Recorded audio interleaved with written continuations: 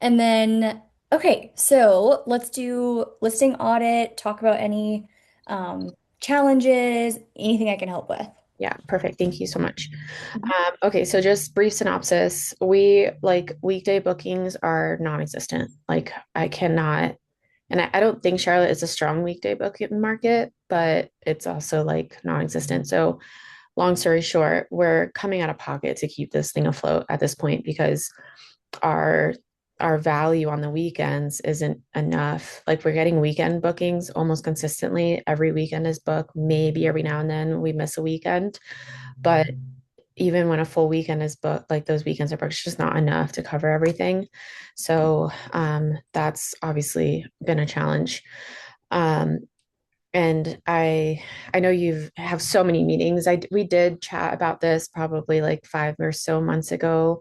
Okay. And then so I feel like I've done all the things in regards to making sure that the listing is, we've got have all the things on the listing, the highlight picture, the title. I updated the name of the Airbnb and the title.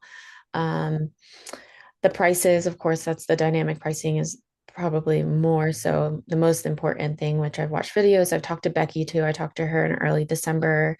She kind of did an audit. We did have some challenges in the front end of the launch with just like the AC being broken when a guest arrived, and then there was a leak in the toilet, and like little stuff like that. Where luckily those people didn't give us a bad review, but they also didn't give us a review at all. And then we've had a couple 4-star reviews that were not bad reviews, but it was like, oh, disappointed there's no TVs in the bedrooms. And it's like, okay, Yeah. nowhere did I advertise TV in the bedroom. There's no pictures saying showing TVs in the bedrooms, and then I get a 4-star review for that, and that just brought our average down. So we're like fighting to get our reviews up to like a 4.8. We're at a 4.71 now. We were at a 4.6. Um, but also it seems like the population of guests don't even leave reviews at all. Like I try all different kinds of tactics. Yeah. Let's touch on that really quick. You're giving a great synopsis. This is all really, really helpful. I'm gonna do everything I can. I hear you. I validate you. Sometimes it's like we have to swim upstream a little bit and it's not fun. So yeah. Question with reviews. When you're kind of mentioning that you are doing what you can to get reviews, tell me what actions you're taking there, and then maybe we can tweak some language with your messaging to try to encourage it better. So give me the lowdown on that. Yeah, I mean, I have my templated message. I have just like, if you had a 5-star experience, looking forward to giving you a 5-star experience before they check in. And then usually, like you can usually tell when it's an automated message. So they'll get an automated message, but then if they say, "Hey, thank you so much for a great stay. We're all checked out," and maybe they'll say like the last one, like, "Oh, we're so sorry, one of the wine glasses broke." So I'll take that opportunity to have a more personal response, like, no worries at all. Thank you so much for letting me know. Hope you had a great stay. If you had a 5-star experience, please, we would love to receive a review from you. It helps our business. It, helps us, our standing with Airbnb, like things like that. Like, so they have like, it's like a person, it's obvious that a person is talking to them, not just like an automatic response type of thing. Yeah. So I take those opportunities. But that's pretty much it, like just between the automated messages and that. Okay, and so let's even get more granular. So, okay, the confirmation message, or what did you say that you're planning on providing a 5-star stay? So you're like planting it in their brains. Yeah. Kudos about that. Then for review, okay, so then let's say they message you and say, "Hey, we've checked out, wine glass is broken." Even just saying like, of course, confirm that they were actually good guests first, but you can always say, amazing. Like you were a wonderful guest. We plan to leave you a 5-star review if you had a 5-star stay. Just adding that additional line of like, we plan Yeah. to leave you a good review. Sometimes that just makes people feel like they need to return the favor. Mhm. Especially, and you're on to something with that personalization there. How many reminders do you have and when are they scheduled? Let me see. I'll pull up my hospitable. I thought I had it open already. Here we go. That's okay. Take your time. Just us. We got plenty of time. All right. Um,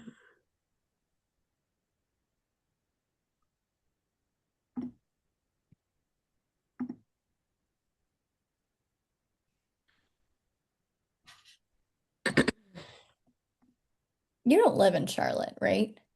no, I do not, which is another challenge. Yeah. I'm in Castle Rock, Colorado. Okay, that's right. I thought you were from Colorado. That's Yeah. what I was trying to remember. Yeah, I think we put that together last time. Yeah. Yeah. Um, yeah, so I have checking instructions. It's usually towards the bottom. Yeah, I have. I'm excited for you to enjoy your stay at. My goal is that you have a five-star experience. Please do not hesitate to reach out if you have any questions and concerns. So that's check-in instructions. Okay. That's the first. I think that's the first time I mention. Okay. Yeah. And yeah, Um, when you get down to the automated reviews, tell me like when. It usually says like 3 days after or oh 12. yeah. Okay, this says timing 18 hours before checkout. I hope your stay has been a five-star experience, 18 hours before checkout. And then the review request is 3 days after. Okay. That's good. That's definitely a start. You can add in another one. I know it feels annoying, but you would be surprised how many people, I don't know, people are still like kind of in vacation mode a few days after. Airbnb also sends a review reminder to a guest 3 days after. Um, Mhm. you could add one a week after. You could do 12 days after since they have 14 days and say, you change the message, right? And you say like, hey, me again. It was so great hosting you. You can personalize it however you want and just say there's 2 days left in the review period. We're really hoping that you had a whatever, however you want to say it. But when they feel that pressure, like mine go out toward the end, later part of the 14 days, and it is like magic. Yeah. If people really did have a good stay, they're like, oh, you know what? I need to do that. Even Mhm. if it's 5 words, and you can put that in your messaging too. You can say like, it doesn't have to be long, one or Yeah, two I have. sentences. Mhm. Yeah. Okay. And So that like when I've followed up personally, like after the 3 days at like if I still haven't gotten anything at 5 or 7 days, I'll like send a message and say, hey, like, yeah. you Um, know, me again. It could be brief, it doesn't have to be anything lengthy, but 5 stars would yeah. be nice with us or whatever. Yeah.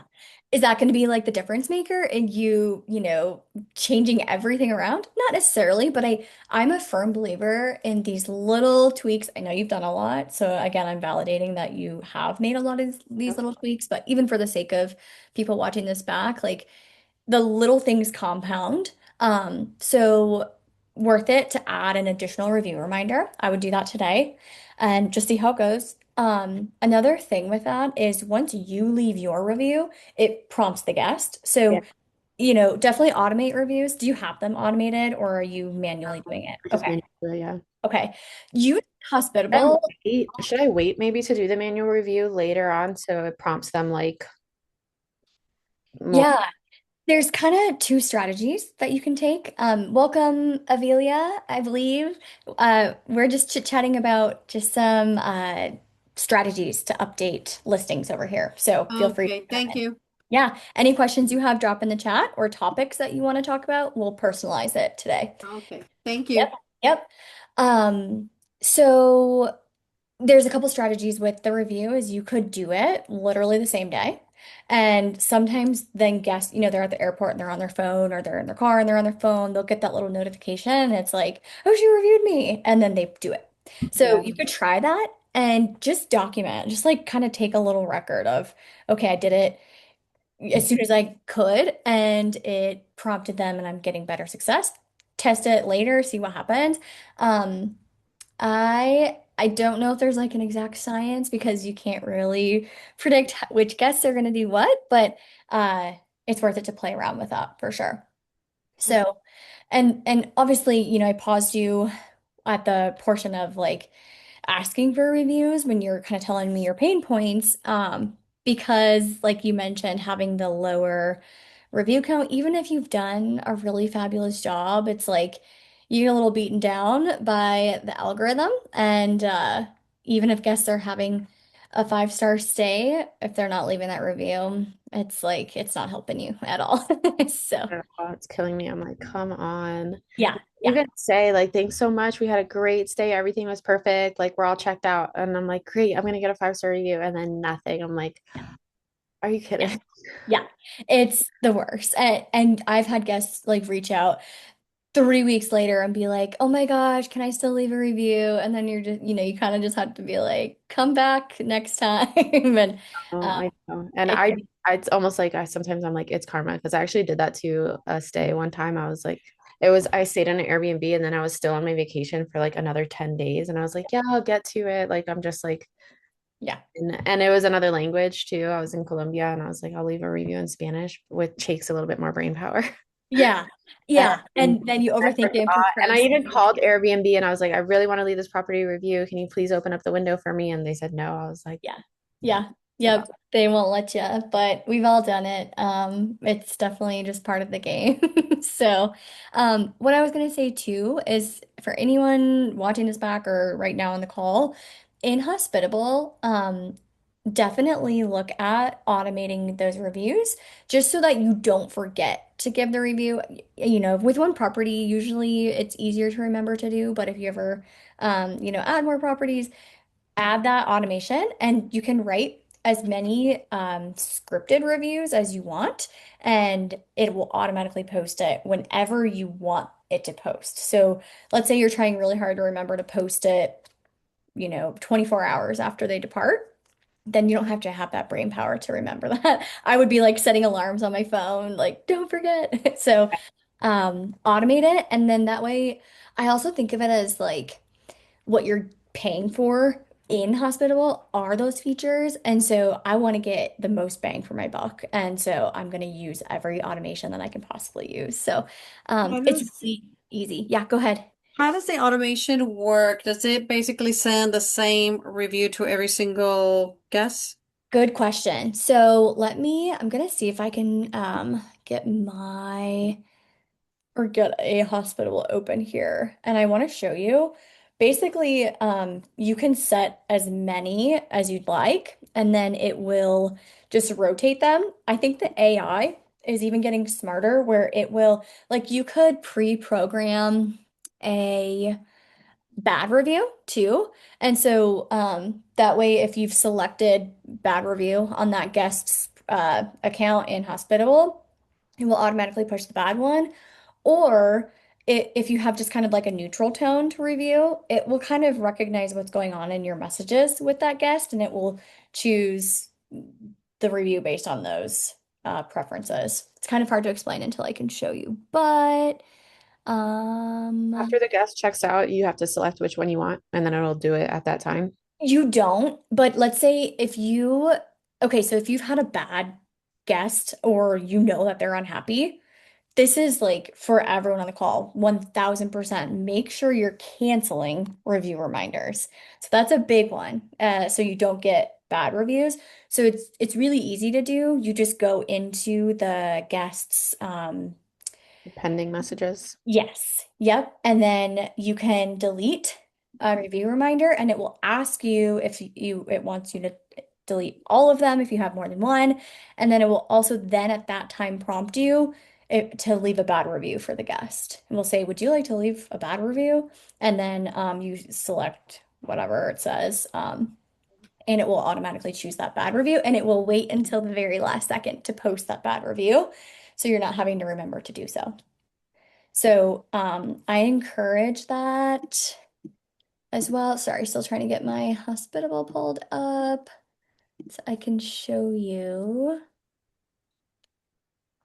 I don't know what is going on, but it is not loading. I don't know if it's because I'm on Zoom or what the deal is here. There we go. Okay. All right. Let's do here. So, for example, you can have glowing reviews, neutral tone. So, for the glowing review, here's one thing that I have. Guess was a Is it plug. just me here? I can't see your screen. Amelia, can you see her screen?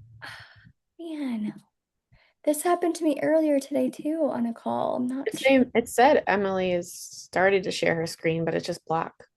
what in the world. I am not sure because that happened to me earlier today too. It's still not sharing. I don't know. Oh, okay. Whew, like please don't have a computer issue because I don't want to Mm. deal with that. Okay, so here's one script. Then you can write another. And so it changes, whatever you want to say. You can have as many as you'd like so that, it doesn't, let's say someone were to go through and find all the reviews you've ever written about other guests. It just, it's just a way to kind of mix it up. So it automates it, but it can still provide variety where you're not just using the same language every single time on repeat. Does that make sense? Hmm. Okay. Yeah. So I think it's worth it to automate that and then just hit like let's go. Let me just see if I can go to one of my messages. I'm not gonna be able to do it there. Give me a sec. And I'll show you what I mean by let's try this one. Okay, so let's say I wanted to delete my message that goes out 12 days after. If I hit, I think this will do it. Oh, okay. It did cancel it. But I'm not sure now when it pops up where you can cancel um the automated. Oh no. Okay, this was a bad example because my review has already posted. Also, just so you know, you can always restore a message that you've canceled. So I had canceled that one, but I actually do want it to go out. Um, Let me find you an example. This always happens when I'm trying to demonstrate something. Let's see, okay, let's try it with this guy because he just checked out. So, my review for this guest has not posted. It's drafted one. It's chosen one of my automated reviews, and it's gonna publish, it says right here, in 3 days. If I want to edit it, I can just do that right here. And then I can go edit. And so another way to edit it is you can just say, oh my gosh, this guest was so bad. Click terrible. It'll um, write the review and change everything accordingly. Let me go here and do don't send. Okay, no.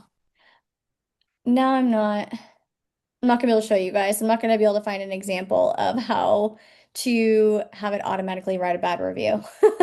I just showed you how to do it manually, but I'll have to get an example and record it because I'm not able to do it live on the call. But you see what I'm saying with that. Yeah. Yeah. So, I saw your Wi-Fi password is leave a review. yes. Yeah. Yep. It's good. Yeah. Um, that is kind of another little like subliminal message that Yeah. you can put.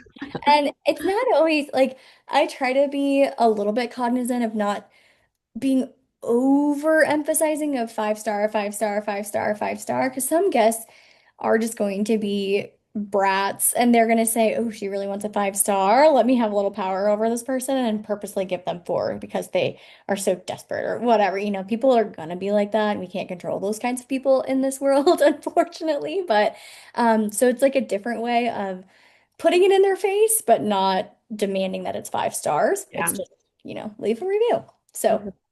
that's another option. Emily, I Yeah. have a question, because well, I'm a fairly new host, so the thing is that it was like you want to have as many good reviews as possible because you're new, and um, so I was wondering, will you get dinged kind of like a bad host if you don't leave a review at all because you don't want to leave a bad review, so you just rather not to leave a review? That's a really good question. I'm so glad you asked that. The answer, I can never give like a black and white answer for anything that Airbnb has secret whatever formulas for, but I'm Mm-hmm. 99% confident, percent sure that it's not going to ding you if you do not leave a review for a guest.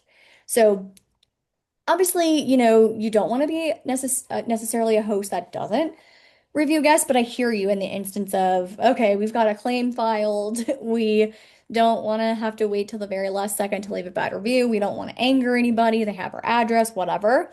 Um, I understand not leaving a review in some instances. Always do when you can to Mhm. protect the hosting community. That's the way that I look at it, but you shouldn't be dinged in the algorithm that I know of. Okay, I had a situation that I did not know how to handle, where this was just fresh. It was my second guest, Hmm. and she immediately, like, she checked in at midnight, right? Hmm. And I have a pool, and the previous guest left me an awesome review. They didn't have no complaints whatsoever. The only thing they ever bothered me with was, hey, where's the remote to the master bedroom? That was the only thing, right? Yeah. But they didn't say anything, right? And the weather in Orlando and Kissimmee has been very cold. It's like we're talking about in the 50s. So Yeah. nobody's been using a pool. But even the guests there, they were like, yeah, everything was great. Nothing, they didn't ever said anything about the pool. Little did I know until my cleaning person went over there and said, hey, did you know that your pool is green? And I'm like, oh, no way. I immediately contacted the pool guy, my pool guy, and he says, don't worry about it. He says, I'll be over there early in the morning. How about my guest check in that day at midnight? And she immediately screams. Like she walks in, I don't know if she immediately walked around the house to see what she could complain about. She had already asked earlier before she checked in, she had asked for any kind of discounts. I told her, look, my normal nightly discounts or my normal nightly rates are this. You're already getting a discount in your booking. So, unfortunately, I can't lower than that. Mhm. So I don't know, maybe she was already had a little chip on her shoulder about that. So she checks in, she immediately screams about the pool, and I'm thinking, okay, it's midnight, it's 45 degrees in Kissimmee right now. You are not going to jump in the pool. Mhm. So anyway, so I explained to her, look, the previous guest, I apologize for that inconvenience. The pool guy is going to be there over there in the morning. She came back yelling at me, talking about, this is unacceptable. The only reason I booked this because of the pool. I already know because I'm a pool expert and I know the amount of chlorine that it's going to take to get this pool back in a good condition. And with that amount of chlorine, my kids will all get UTIs. Which she only had one little 4-year-old, Oh, I okay. Yeah. say. So she just threw a fit about that. And I said, you know what, I apologize, since you just checked in, I said, I apologize for the inconvenience. I did say the pool guy is going to be there. I said, due to the fact that it has been cold for the previous weeks, nobody mentioned anything about the pool because it's been too cold to even jump in the pool. So I told her, look, if you want to stay there, I will be more than gladly to give you a 15% discount off your price. Um, or you can just go check out, go somewhere else, and I'll give you a full refund.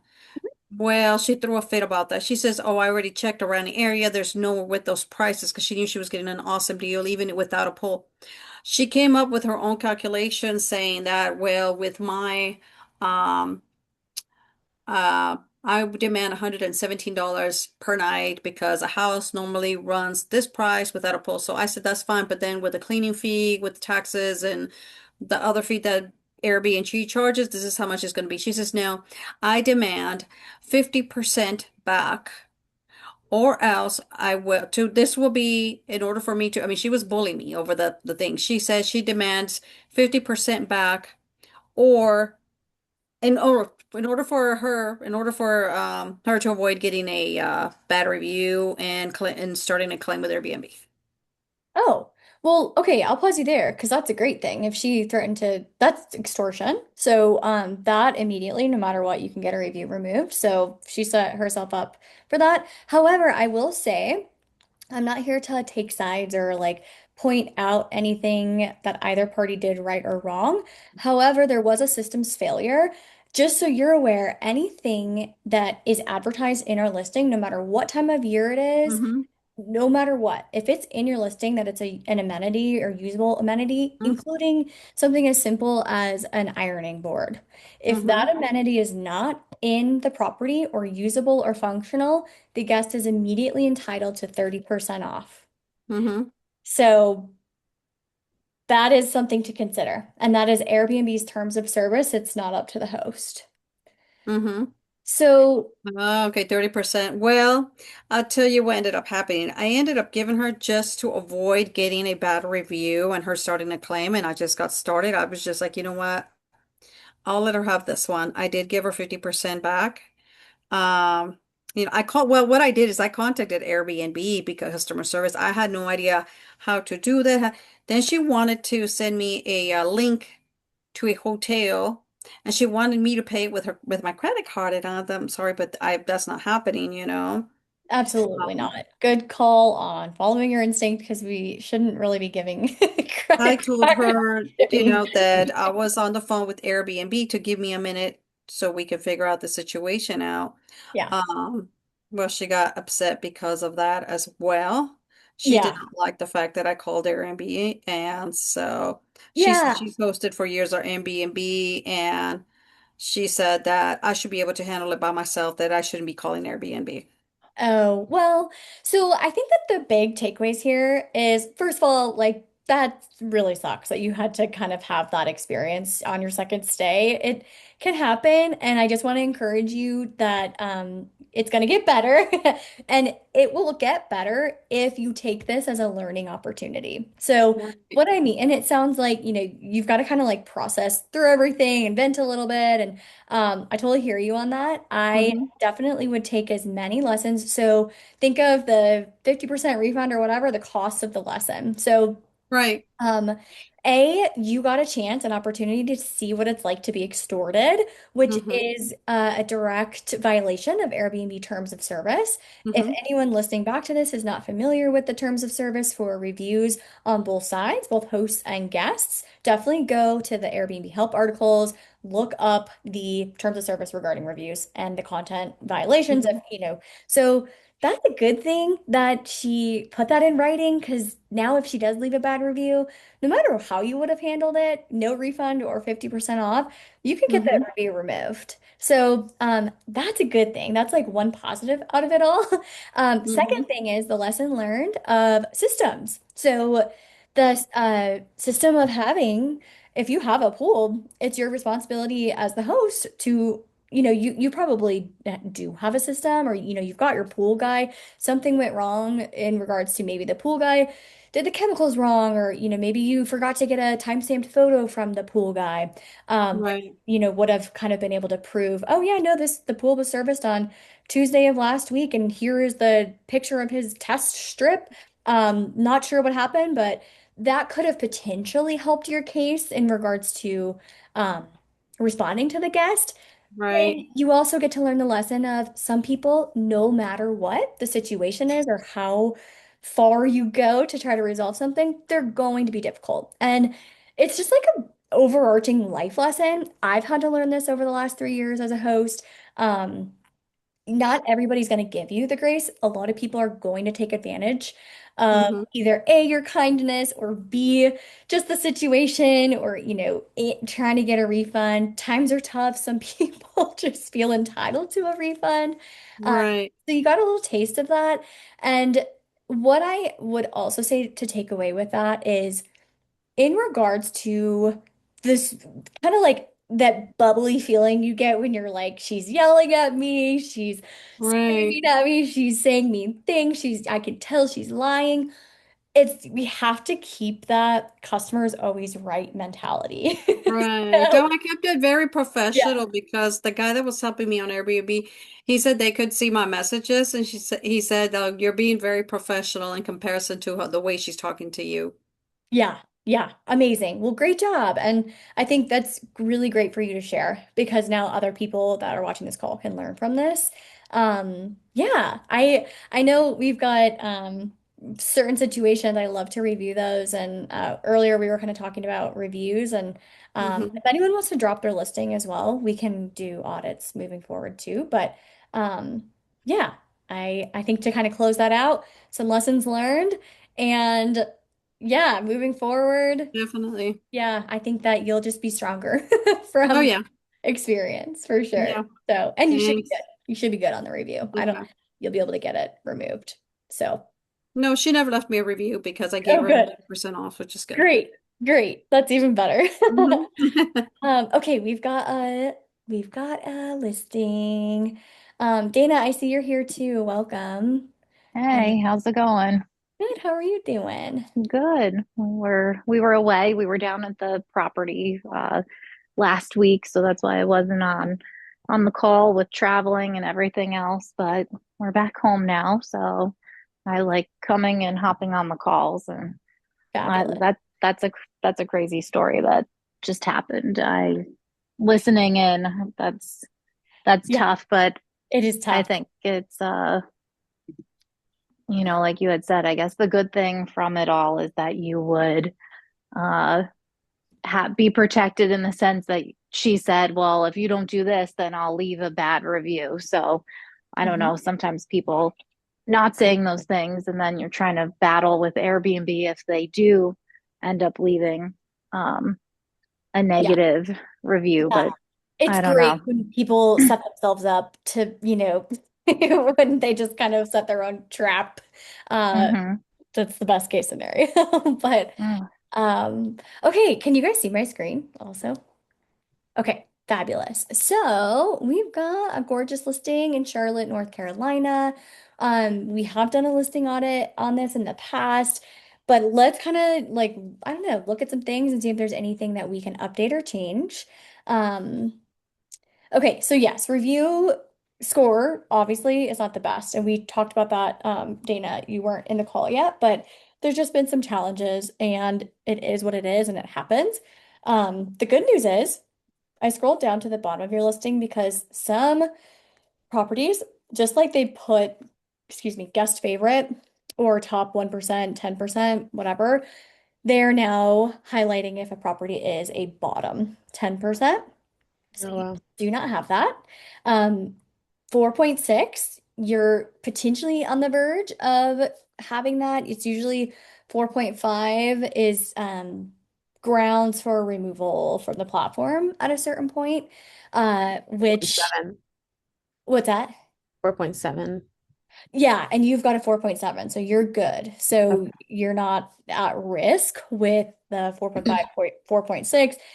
Obviously, you're going to be more impacted because you don't have A a ton of lot. reviews, and that is not your fault. So, um, let me just look. Okay, cleanliness. I see a 4.6 for cleanliness and location.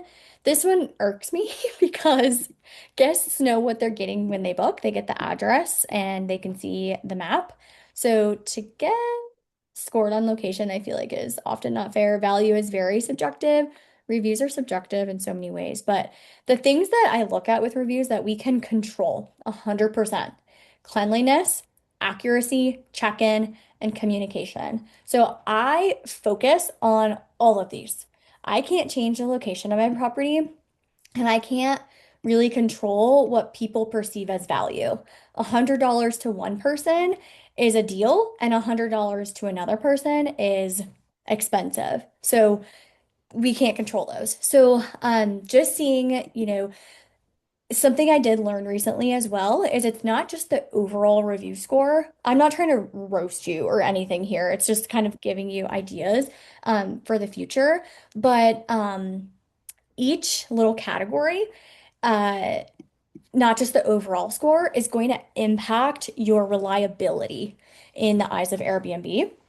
So the more little boxes that the guest checks on their review, like if they each category has all the little blurbs that the guest can say, like sparkling bedding, or I don't know. There's little things they can select to under each category to shout out what they loved. And the more you can get guests to click on all those things, the better. I would just say, potentially if there was a review with a cleanliness issue at all, just kind of revisiting those types of things. And this is just for everybody looking back at this call. So obviously we know to work on that. Let me just look at some pictures here. So we've got an urban oasis, Charlotte, 15 minutes to downtown, and UNC. Oh, this is, sorry, last thing to pop open with reviews is I want to see, and you can probably tell me, who is your guest avatar? Who are you targeting to stay with you, and who is staying with you? It seems that we have a lot of families stay with us, but then we also have a lot of like friend groups that are in town for like we had a bachelorette group or Yep. just like in town for football, like a girls trip, guys trip Yeah. kind of thing. So it seems like it's kind of far on the spectrum of who who is really coming. Um, Hmm. yeah, I can't, but a good amount of families come. We have it open for pets, which has been utilized. Hmm. Um, Okay. so like Okay. yeah. Yes, pets. Okay. Good. I'm glad that you're hosting pets. You may even increase that to two pets if your landlord allows it.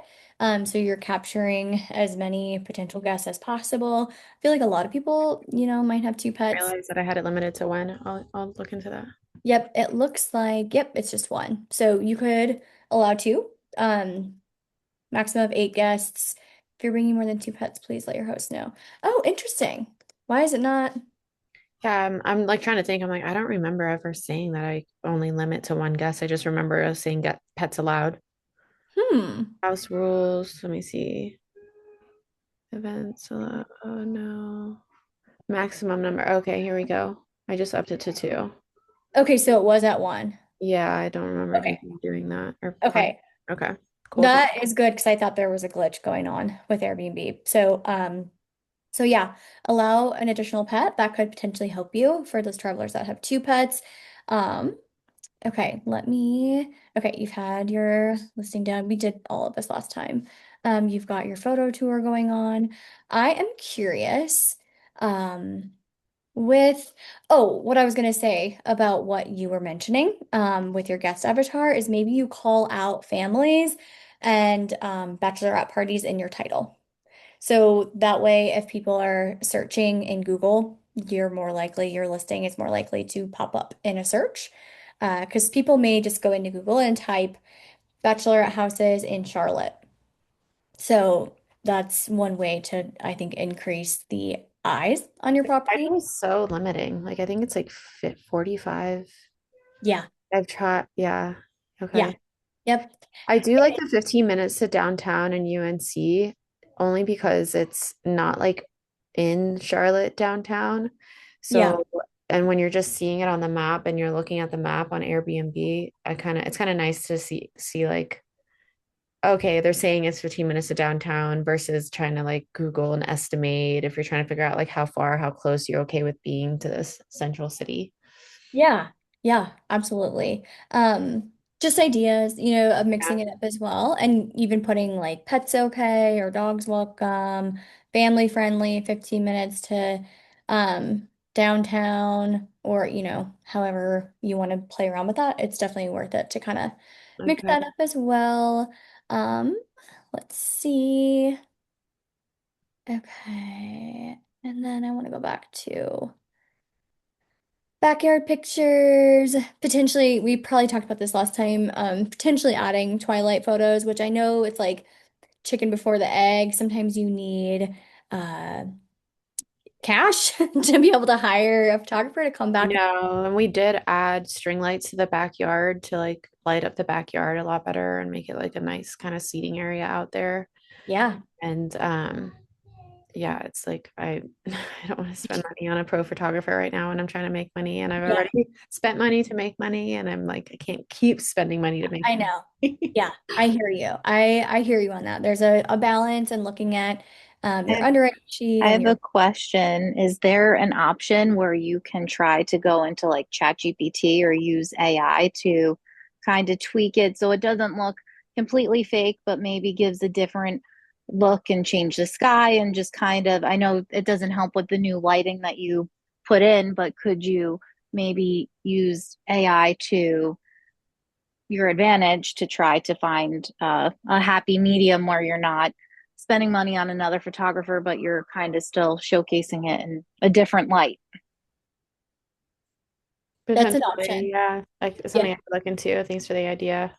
There is, it's actually like, it's making me nervous. But I have a photo of the string lights in the evening, but it's on a cell phone, and I thought about uploading it, but then I was like, oh man, this photo's gonna look so different from the pro photos that we had taken.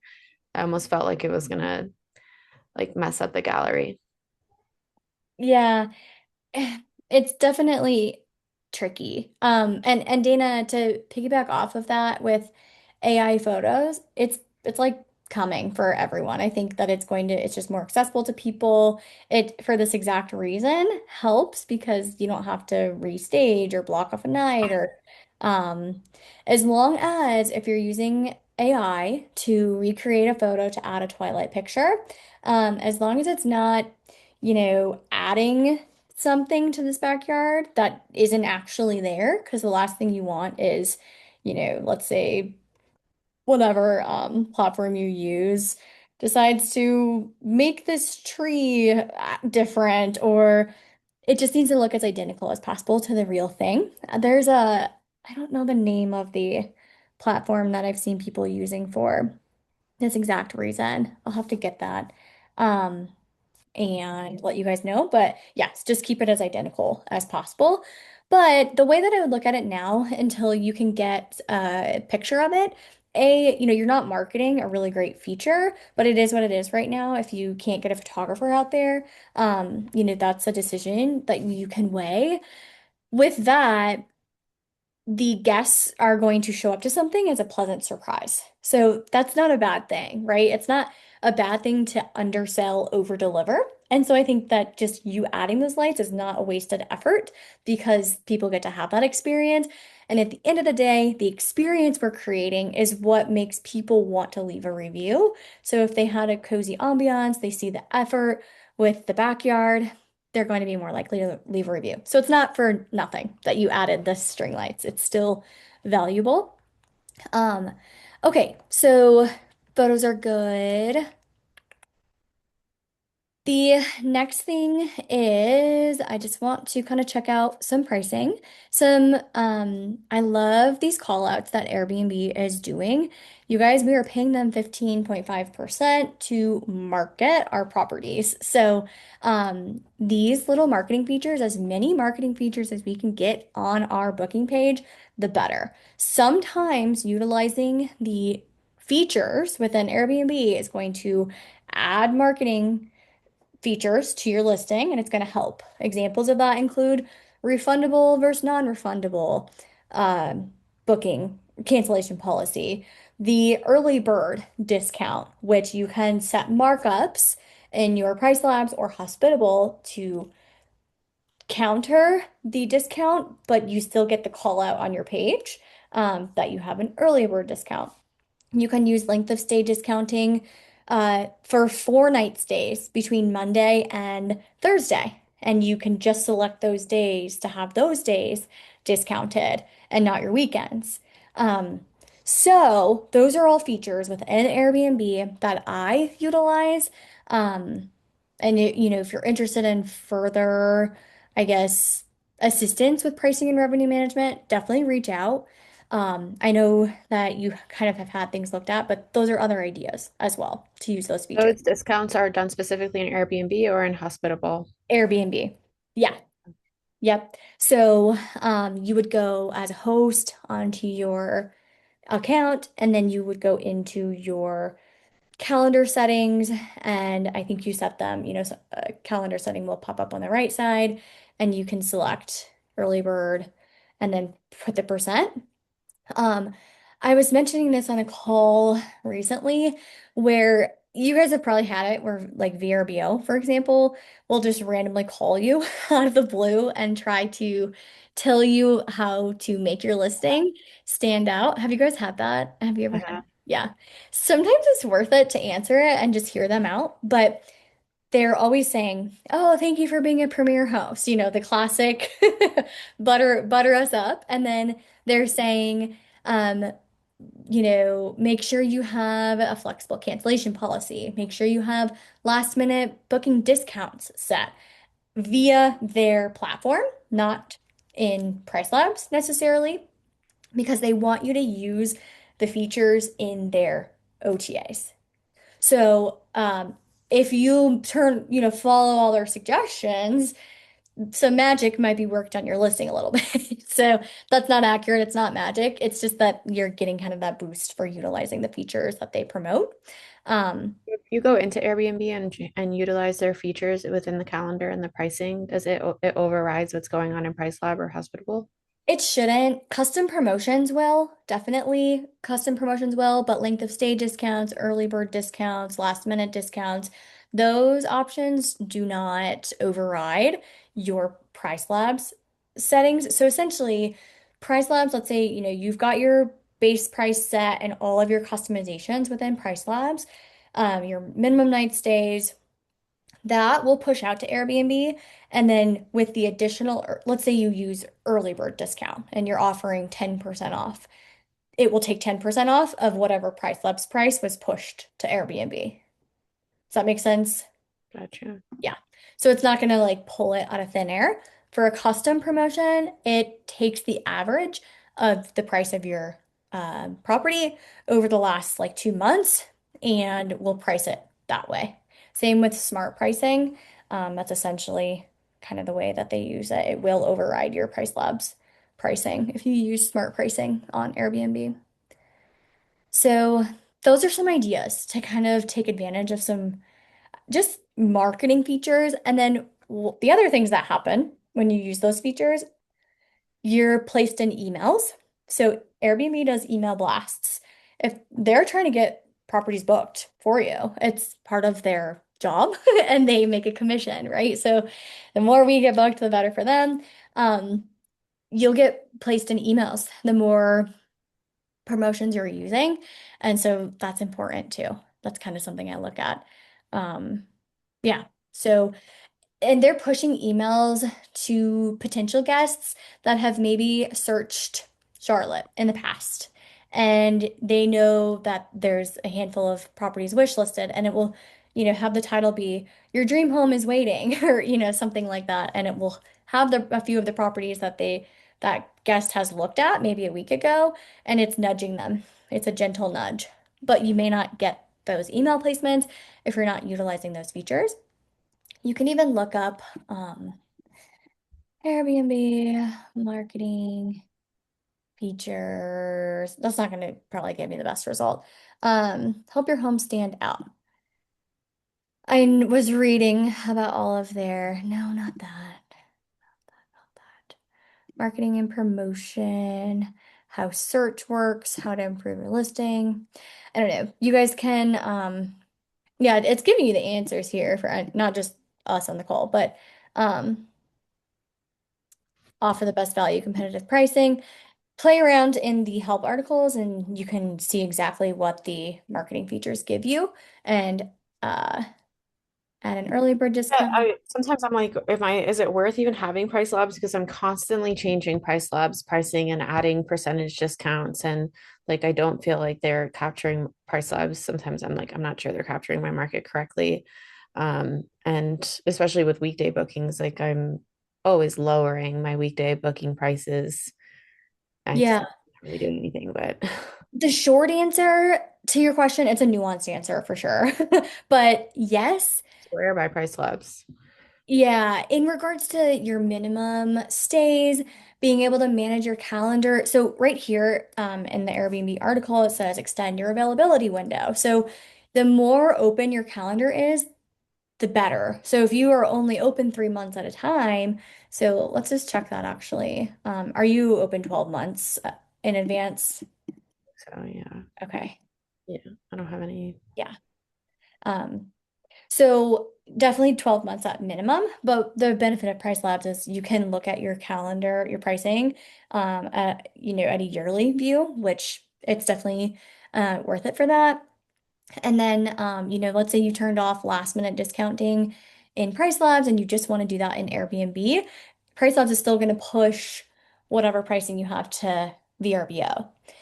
So that's why it's still important because using Airbnb's pricing software and VRBO's OTA pricing is going to be tricky. Um, Hospitable does have pricing.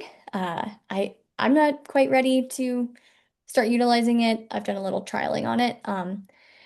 With that said, we've been talking about Airbnb this, Airbnb that.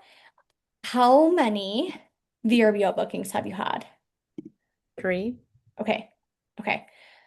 Do you know if you have Premier Host on VRBO? I don't know. Okay.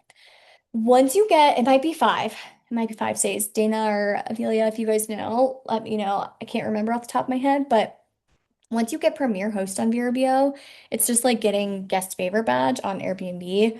It helps you get pushed out. Do not give up on VRBO. It's easy to give up on them when you're slower on that website, but especially if you're having a harder time with your reviews on Airbnb, it's worth it to go into VRBO, rearrange your photos, rearrange your description, title, all the things that we've done here in this call in Mhm. your VRBO as well. So that that's definitely a suggestion I have. Let's see if we're missing any essential amenities. You can probably select private entrance since that's a confusing one. Um, because it is a private entrance.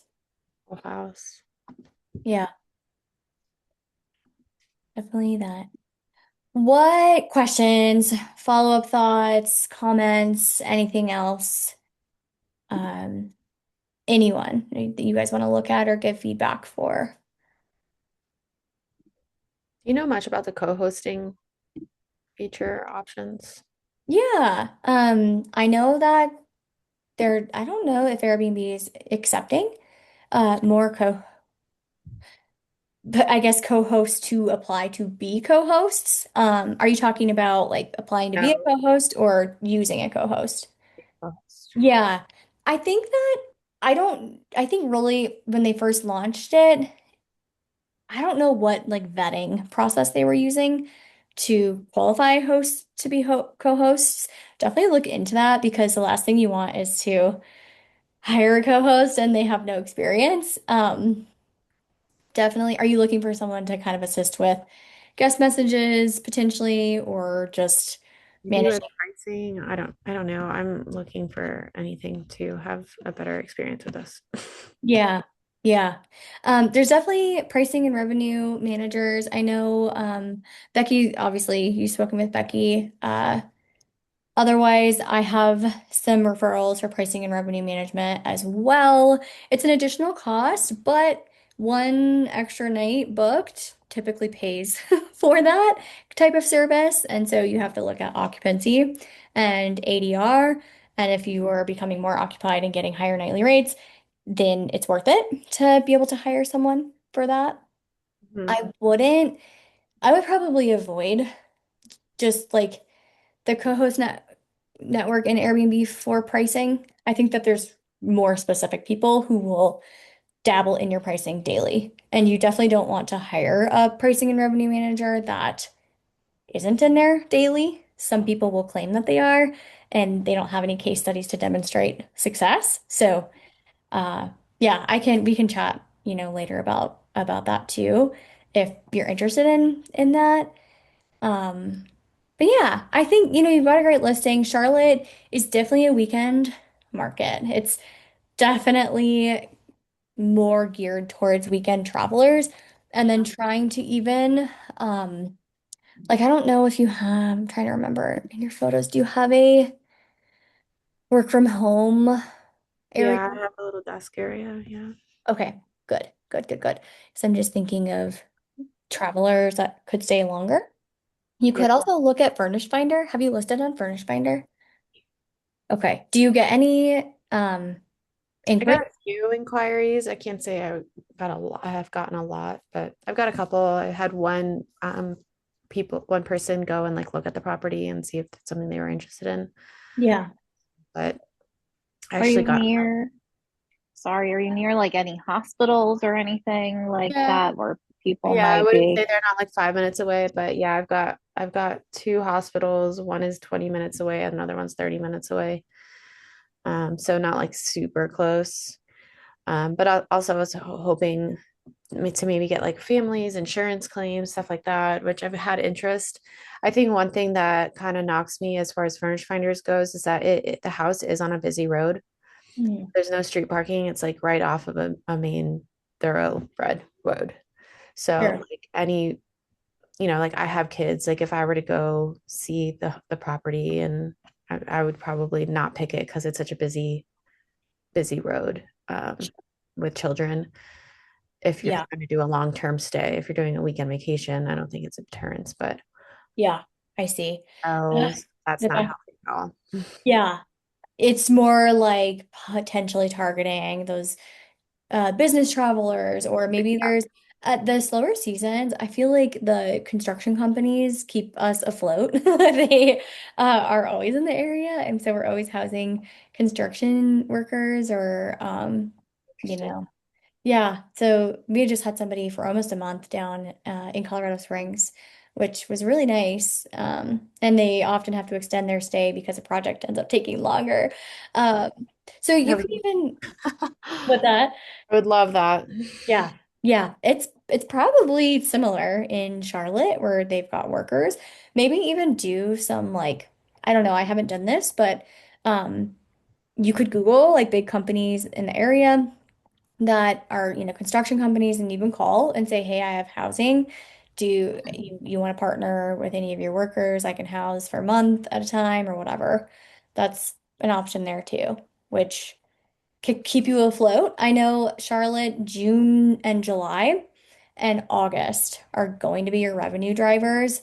So the weekend rates in your summer season are going to have to be strong to carry you through the slower months.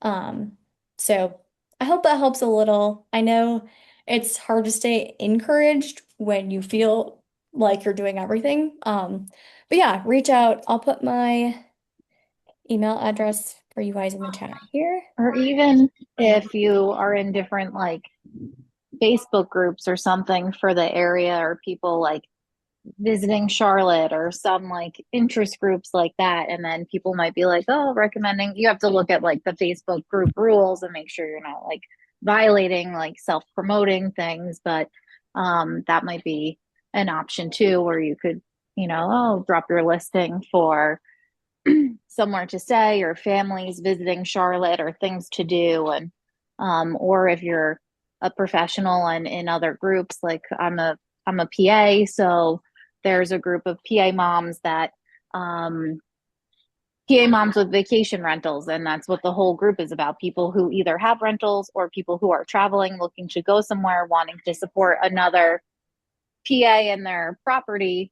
And then it's a place where you can advertise and say, oh, I have, someone's looking for Florida for April and does anyone have any listings? And then I can drop my listing or reach out and build connections that way. So if you're in part of mom groups or something like that, it can be time consuming, but you can search your area or something if you're in a group or vacation or something like that. And you can just kind of, plant the seed, and maybe you don't get the booking now, but maybe there's a friend and, oh, I saw this good listing. Let me go back to my, Facebook Messenger. And then, um, and even for things that aren't the same exact area of Florida, sometimes I'll say, oh, I don't know if you're flexible. Like you want to be on the Gulf Coast. I'm not the panhandle, but if you're interested, I have these great homes and, you know, you never know what may come of it. So that could be, it takes some looking in, but you can start building connections and having conversations with people that way. Really? Yeah. Yeah.